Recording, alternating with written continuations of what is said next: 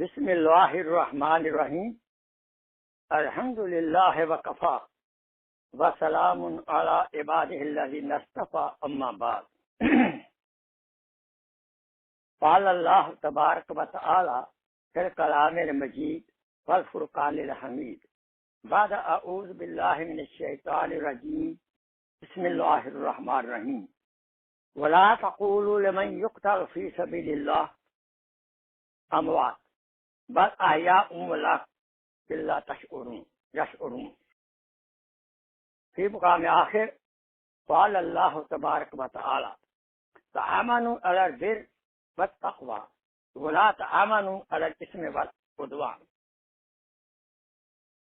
فی مقام آخر قال اللہ تبارک و تعالی ولا تحسبن الذین قتلوا فی سبیل اللہ امواتا بل احیاء عند ربهم یرزقون. قال رسول اللہ صلی اللہ علیہ وسلم الحسن والحسین سید شباب اہل الجنہ. ایضاً قال رسول اللہ صلی اللہ علیہ وسلم لیس منا من ضرب الحدود فشق الجیوب. ایضاً قال رسول اللہ صلی اللہ علیہ وسلم افضل الصیام بعد رمضان شہر اللہ المحرم. ایضاً قال رسول اللہ صلی اللہ علیہ وسلم صوموا عاشوراء وخالفوا به اليهود صدق اللہ مولانا العظیم وصدق رسول النبی الکریم ونحن على ذلك من الشاہدین والشاکرین والحمد للہ رب العالمین. اللہم صلی علی سیدنا محمد وعلی آل سیدنا محمد وبارک وسلم وصلی علیہ. رب اشرح لی صدری ویسر لی امری واحلل عقدۃ من لسانی یفقہوا قولی ربی زدنی علما. سبحانک لا علم لنا الا ما علمتنا انک انت العلیم الحکیم. میرے محترم بھائیوں، بزرگوں اور میری اسلامی بہنوں،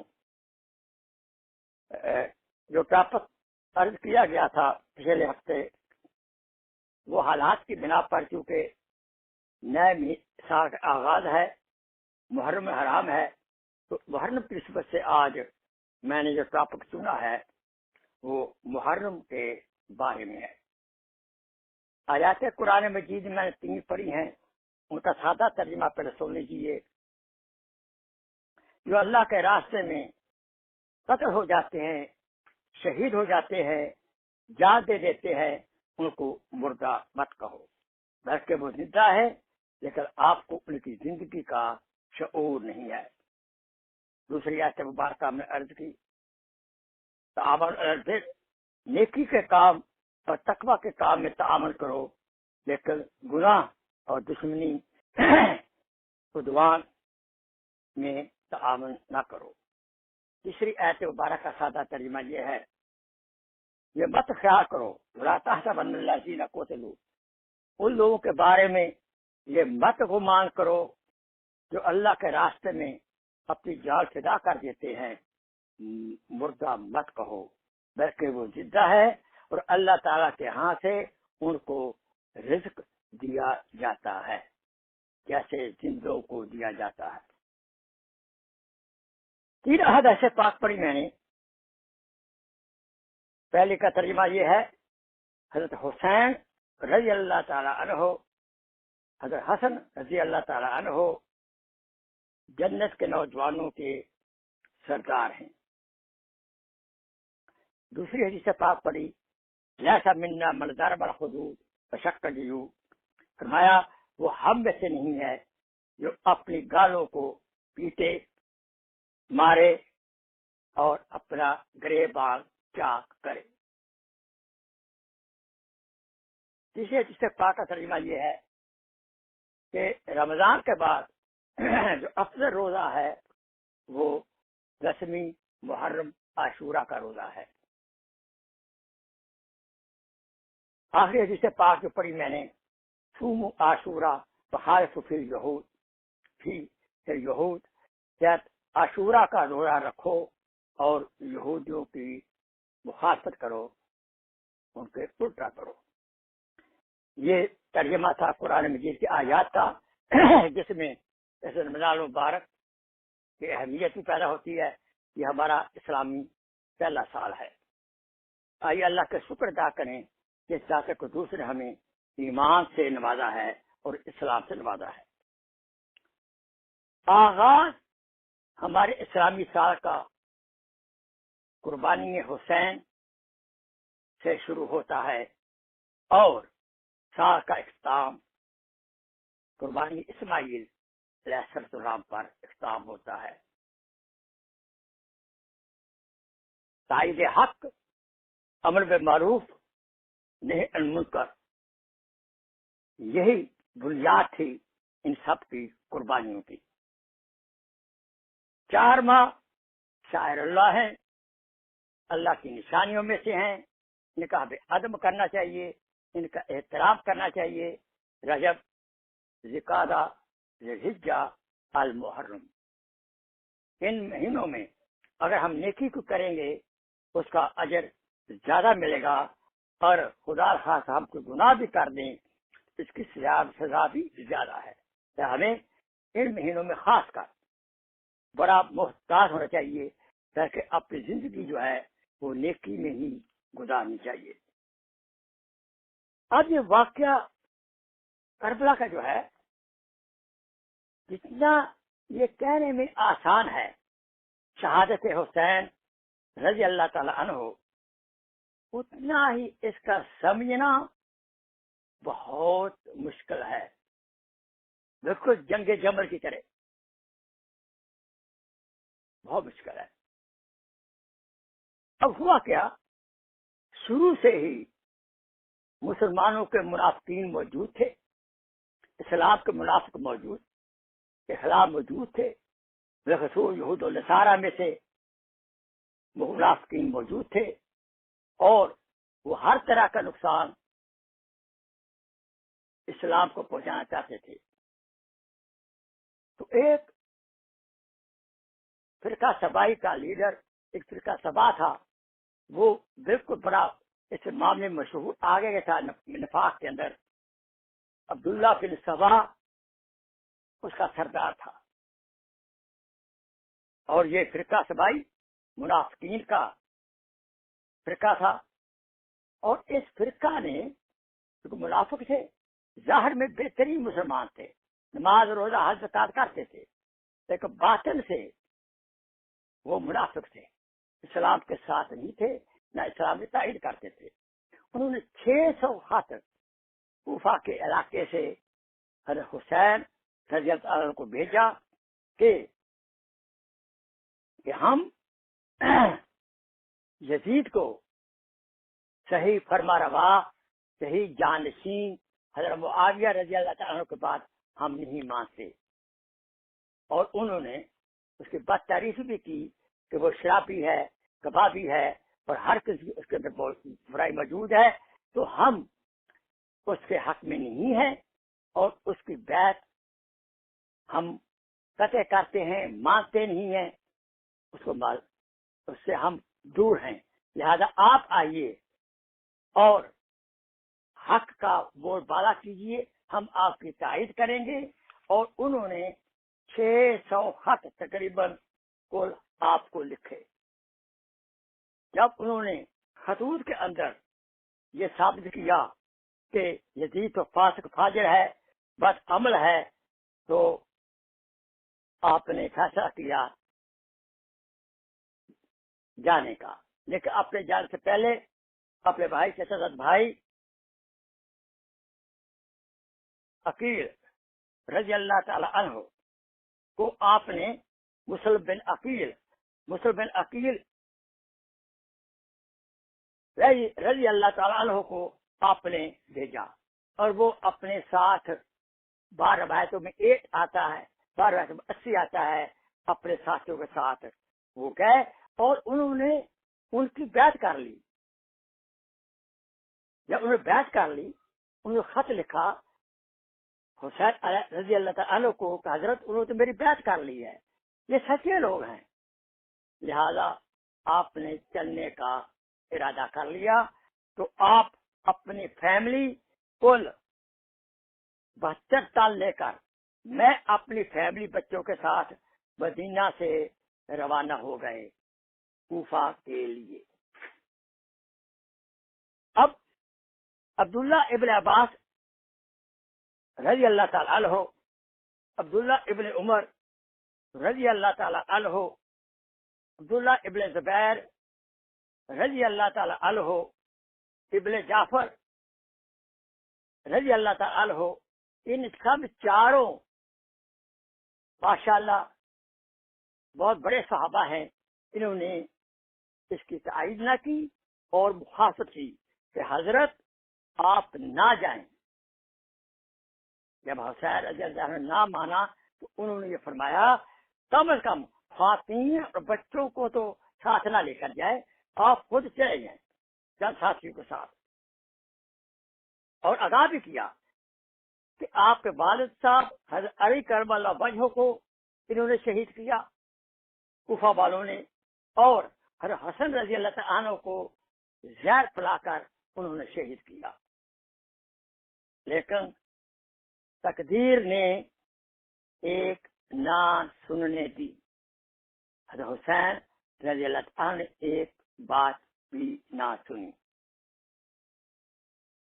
بلکہ عبداللہ ابن عباس کی حالت یہ تھی کہ جب روانہ ہوئے آپ کے گھوڑے کے ساتھ دوڑتے چلے گئے اور ریکویسٹ کرتے چلے گئے تو پلیز برائے مہربانی آپ تشریف ڈالے جائیں، لیکن بالکل ہر سنی انسنی ہو گئی، تقدیر جیت گئی۔ اور آپ کربلا کے میدان میں اپنے 72 سال کے ساتھ جب پہنچے تو وہ حر بن یزید میں 1000 افراد کے موجود تھا، اس نے آپ کو روک لیا اور گھیراؤ کر لیا۔ آپ نے فرمایا بھائی گھیرا کیوں ڈال رہے ہو؟ انہوں نے کوئی جواب نہیں دیا۔ کیوں بلایا آپ نے مجھے؟ لیکن غدار منافقین خاموش رہے۔ اتنے میں عمر بن سعد 4000 کا جنرال لشکر لے کر وہ بھی وہاں پہنچ گیا۔ یہ تو 72 سال تھے سارے، کوئی جنگ کوئی لڑائی کے لیے تھوڑے گئے تھے۔ اب آپ نے فرمایا ان کو بھائی برادران مسلمین ایسا کرو، مذاکرات کرتے ہیں۔ مذاکرات آپ نے فرمایا آپشن دیے آپ نے، مجھے مکہ مکرمہ واپس جانے دو، نمبر 2 یہ قبول نہیں ہے مجھے دمشق جانے دو شام میں، تو میں خود یزید سے میں بات چیت کر لوں گا۔ اور تیسری آپشن یہ تھی، فرمایا یا مجھے اسلامی سرحدوں پہ جانے دو، کیونکہ آپ لڑائی کرنا نہیں چاہتے تھے۔ لیکن ادھر سے فرقہ سبائی کے منافقین جو تھے وہ صلح نہیں کرنے دے رہے تھے اور مذاکرات کو ناکام بنا رہے تھے اور حالات بد سے بدتر کر رہے تھے۔ وہ خطوط میں لکھا گیا تھا کہ ہم نے معاویہ رضی اللہ عنہ سے جو بیعت فسخ کر دی ہے، کیوں انہوں نے یہ خطوط میں لکھا تھا کہ چونکہ معاویہ رضی اللہ عنہ نے افضل کی بجائے مفضول کا اجتہاد کیا، مفضول میں نے جو کہ اتنا عقل مند نہ ہو، اس کا کم درجے کا ہو عقل کے لحاظ سے، تجربہ کے لحاظ سے، اور انہوں نے اجتہاد کیا ہے، مسلمانوں میں اتفاق رہے، لیکن چند کے سوا سب نے تائید کی۔ لیکن حضرت حسین رضی اللہ عنہ کا موقف یہ تھا کہ بیٹے کی ولی عہدی بیٹی کی جانشانی باپ کے بعد اسلامی شورائی نظام کے خلاف ہے۔ حضرت حسین رضی اللہ تعالیٰ عنہ کا، کیونکہ حضرت معاویہ رضی اللہ تعالیٰ عنہ نے اپنے بیٹے یزید کو بغیر مشورہ کے اپنا جانشین بنا دیا تھا۔ اس میں آپ کا موقف یہ تھا کہ بیٹے کی جانشینی باپ کے بعد اسلامی شورائے نظام کے خلاف ہے۔ عبداللہ ابن عمر، عبداللہ ابن عباس، عبداللہ ابن زبیر رضوان اللہ تعالی اجمعین کی بھی یہی رائے تھی کہ انہوں نے صحیح کام نہیں کیا، صحیح جانشینی نہیں کی۔ عبداللہ ابن عمر نے تو یہاں تک کہہ دیا تھا کہ خلفائے راشدہ کے بعد کیسر و کسرا کی ترتیب یہی ہے۔ کیسر و کسرا کی ترتیب کے مطابق حضرت معاویہ رضی اللہ عنہ نے اپنے بیٹے کو جانشین کیا ہے، اور سنت خلفائے راشدین مہدیین کے بھی یہ خلاف ہے۔ اب ادھر 9 محرم آ چکا تھا تو وہ کہیں جانے نہیں دے رہے تھے، تو آپ نے اپنے ساتھیوں کے سامنے ایک تقریر کی۔ تقریر تو لمبی ہے، مختصر بات یہ کی، دیکھو بھائیو، میں خدا کا بہترین شناخوا ہوں، یا الہی تو نے ہمیں نبوت کی عزت بخشی، حق سننے والے کان مجھے عطا کیے، حق دیکھنے والی آنکھ عطا کی، حق شناس دل عطا کیا۔ میں آپ سب کا شکر گزار ہوں، اللہ تعالیٰ کو جزائے خیر عطا فرمائے۔ آپ برائے مہربانی اپنا ایک ایک اونٹ لے کر اپنی اپنی بستیوں میں صحیح سلامت واپس چلے جاؤ۔ تو مجھے تو یہاں سے اجازت نہیں مل رہی۔ یہ سن کر ان جوان مردوں میں سے جو 72 تن تھے، بنو عقیل ایک جوان مرد نے کہا کہ کیا ہم اس لیے لوٹ جائیں کہ آپ کے پاس ہم زندہ رہیں؟ خدا یہ دن نہ دکھائے، جو آپ کا انجام ہوگا وہی ہمارا انجام ہوگا۔ آپ کو چھوڑ کر چلے جائیں تو کل ہم خدا کو کیا منہ دکھائیں گے۔ ایک اور نوجوان سعد بن عبداللہ حنفی رضی اللہ تعالیٰ عنہ نے فرمایا، خدا کی قسم آپ کا ساتھ نہیں چھوڑیں گے۔ حضور صلی اللہ علیہ وسلم کا ارشاد گرامی ہمیں یاد ہے، آپ فرمایا کرتے تھے 70 دفعہ بھی قتل ہو کیا جاؤں، پھر زندہ ہوں، پھر قتل ہوں، پھر زندہ ہوں۔ ہم اس نبی کا نام لینے والے ہیں، ہم ہرگز واپس نہیں جائیں گے، آپ کے ساتھ ہم بھی اپنی جانوں کی قربانی کر دیں گے۔ اتنے میں بچہ، معصوم بچہ عبداللہ کو، حسین رضی اللہ عنہ کا بیٹا تھا، ابن موقع کا تیر لگا اور وہ گلے میں تیر لگا اور خون بہا۔ آپ نے حسین علیہ السلام نے اپنے چلو میں خون لے کر آسمان کر دیکھا، اللہ کو فریاد کی۔ ادھر جنگ شروع ہو گئی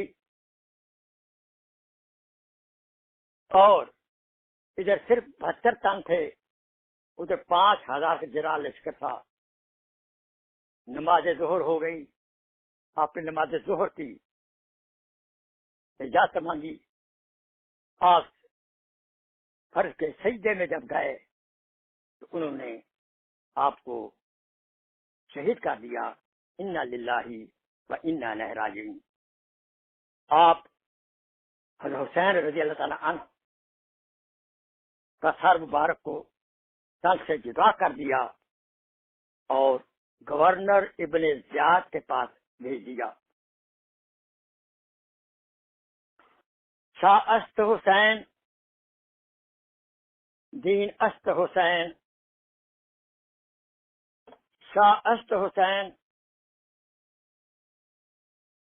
دین است حسین، دین پناہ است حسین، سرداد نہ داد دست در دست یزید، حقا کے بنائے لا الہ است حسین. قتل حسین اصل میں مرگ یزید ہے. قتل حسین اصل میں مرگ یزید ہے. اسلام زندہ ہوتا ہے ہر کربلا کے بعد. جب ابن زیاد کے پاس آپ کا سر مبارک پہنچا، اس ظالم نے آپ کے ہونٹ مبارک پر چھڑی رکھی. وہاں ایک بوڑھے صحابی زید بن ارقم رضی اللہ تعالیٰ عنہ موجود تھے. وہ غصے سے آپ بگولا ہو گئے. کہا ظالم ہٹا چھری، ہٹا چھڑی اپنی اس مبارک لبوں سے. یہ وہ لب مبارک ہیں، یہ وہ رخسار مبارک ہیں، یہ کوئی نبی اکرم صلی اللہ علیہ وسلم نے بوسہ دیا ہے. اور وہ دھاڑے مار مار کر رونا شروع کر دیا. اب اس کے بعد خواتین کو روایات سے باعزت طور طریقے سے دمشق میں بھیج دیا گیا اور بعد میں سربار کو وہاں لے جایا گیا. یہ تھی میری مختصر داستان. اس سے ہمیں، اس قربانی سے ہمیں کیا اسباق ملتے ہیں وہ سنیے. ہمارا عقیدہ سنت اہل جماعت ہے. ہمارے نزدیک اصحاب کلہم عدول، تمام صحابہ کرام عادل ہیں. اس کو ہم معاویہ رضی اللہ تعالیٰ عنہ کی اجتہادی غلطی کہہ سکتے ہیں، جو کہ ان سے اور ان کے ساتھیوں سے ہوئی. ہمارے لیے کیا افضل ہے؟ ہم اس معاملے میں سکوت اختیار کریں. سب یہ ملتا ہے کہ ہمیشہ زندگی میں حق کا ساتھ دیں اور حق کو ووٹ دیں. اب سوچئے ہم اپنے ملکوں میں کیا حق کو ووٹ دیتے ہیں یا کسی امیر کو یا ڈنڈے والے کو یا بدماش کو؟ حق کے لیے قربان ہونا یہ بہترین ایک سبق ہے. اور یاد رکھیں، نہیں المنکر ہم اپنی طاقت کی بنیاد پر نہیں کر سکتے، جو کہ جس کی ذمہ دار حکومت وقت ہو. اگلا سبق، باوجود کے کتنے حضرات نے آپ کو منع فرمایا، لیکن اس کے باوجود آپ کربلا کے میدان میں شہید ہو گئے. یہ تقدیر کے فیصلے تھے. لہذا تقدیر پر ہمارا ایمان مضبوط ہونا چاہیے. مصیبت میں صبر کرنا چاہیے.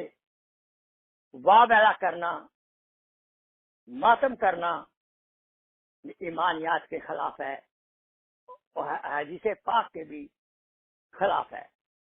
جیسے حضور نے فرمایا، وہ ہم میں سے نہیں ہے جو اپنی گالوں کو پیٹے اور اپنے گریبان چاک کرے. اور سبق ملتا ہے تو ہمیں اپنے مشائخ اور اکابرین کے مشورہ کی طرف توجہ دینی چاہیے. مزید سبق یہ ملتا ہے کہ محرم سے متعلقہ جتنی بدعات ہیں اونڈے ہیں اور تازیہ وغیرہ ہے، اور شیعہ کی مجالس میں شرکت ہونا، اس سے پرہیز فرمائیں، ان بدعات سے دور رہیں۔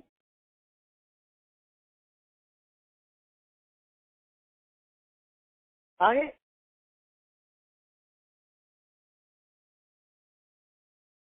یزید کی اگر غلطی تھی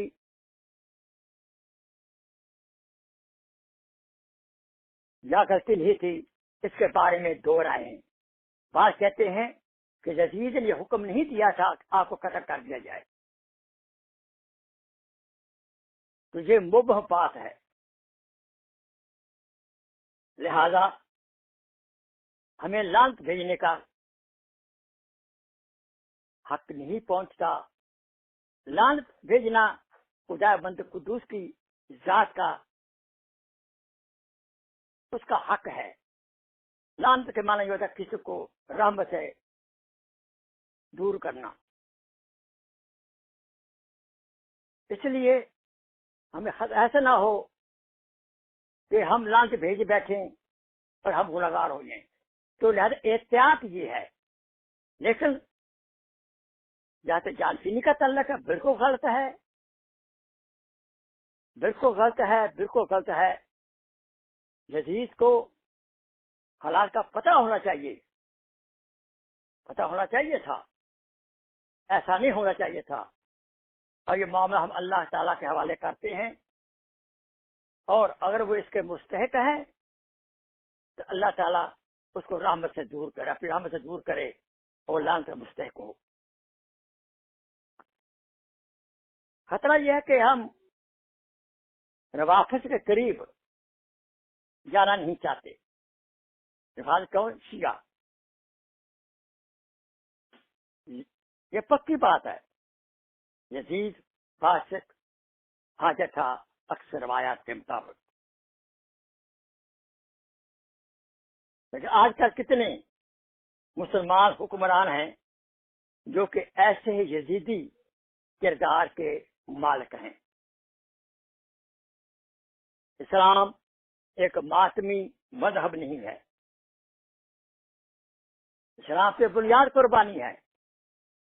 اور اسلامی تاریخ پہ جائیں تو ہر ماہ کسی نہ کسی کی شہادت نظر آتی ہے۔ تاریخ اسلام مصائب سے بھری ہوئی ہے۔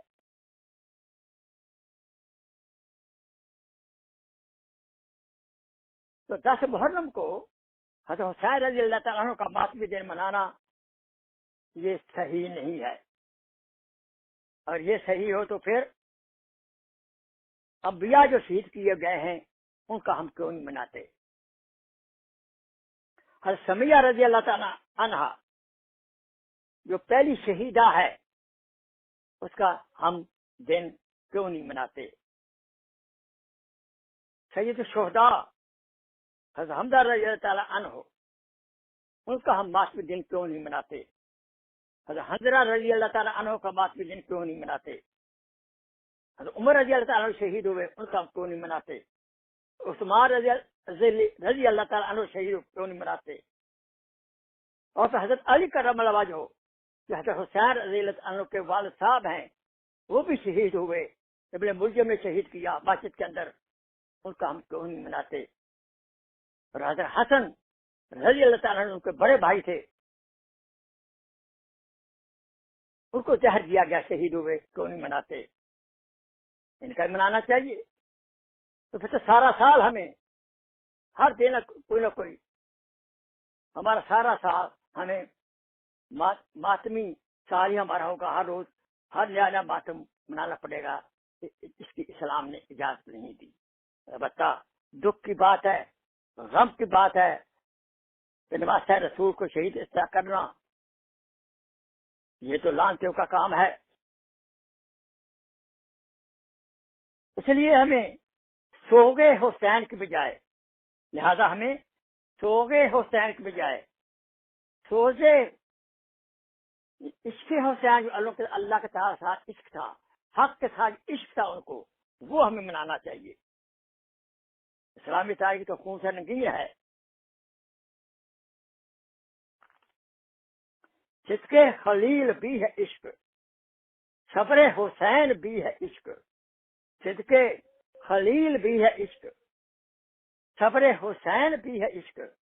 ماں کا اے وجود میں بدر و حنین بھی ہے عشق. ہمیں چاہیے 10ویں محرم کا روزہ رکھے، عاشورہ کا. رمضان مبارک سے پہلے عاشورہ کا روزہ فرض تھا. کیوں؟ بنی اسرائیل نے، موسیٰ علیہ السلام نے فرعون سے نجات پائی، میرا کلزم پار کیا، اس لیے اس دن سے روزہ عاشورہ کا فرض تھا. لیکن جو ہی رمضان مبارک آیا اس کو مستحب قرار دیا گیا ہے. تو ہمیں اس دن کا روزہ رکھنا چاہیے. اور اس کی فضیلت بہت بڑی ہے کہ اگر ہم 10 رمضان کا روزہ رکھیں گے، 10 محرم کا روزہ رکھیں گے تو پہلے سال سابقہ سال کے گناہ معاف، اور موجودہ جو سال ہمارا گزر رہا ہے آئندہ سال اس کے بھی گناہ معاف ہو جائیں گے.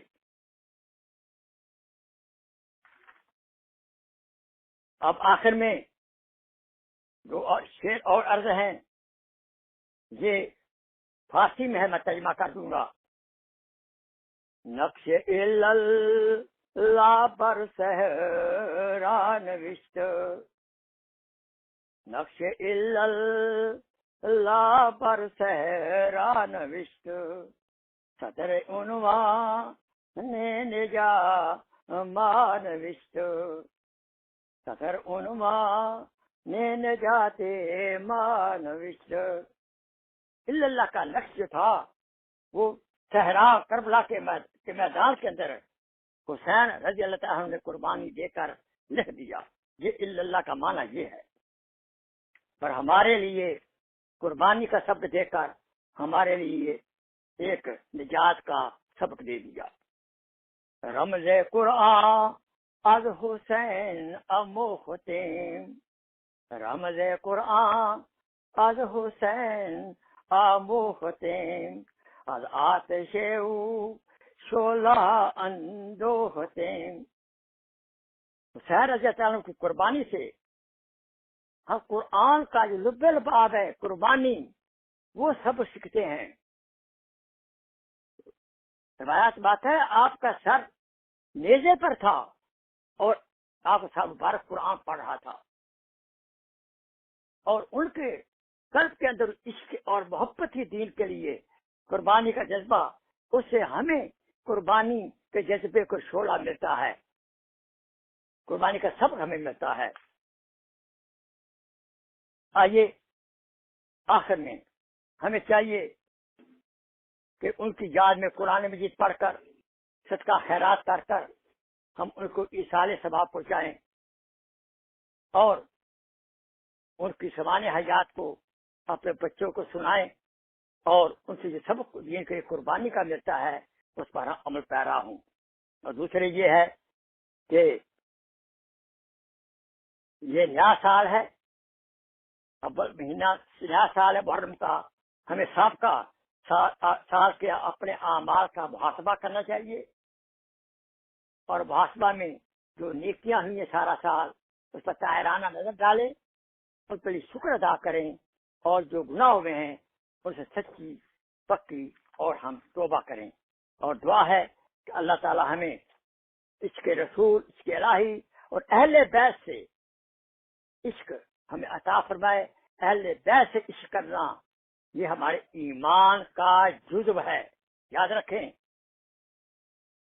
اہل بیت سے عشق کرنا، محبت کرنا، حسنین سے محبت کرنا، پنجتن سے محبت کرنا، یہ ہمارے ایمان کا جزو ہے. اس سے ان سے محبت کے بغیر ہمارا ایمان مکمل نہیں ہوتا.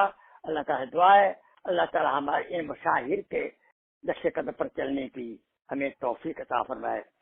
وما علینا الا البلاغ. سبحان ربک رب العزت عما یصفون وسلام علی المرسلین والحمد للہ رب العالمین.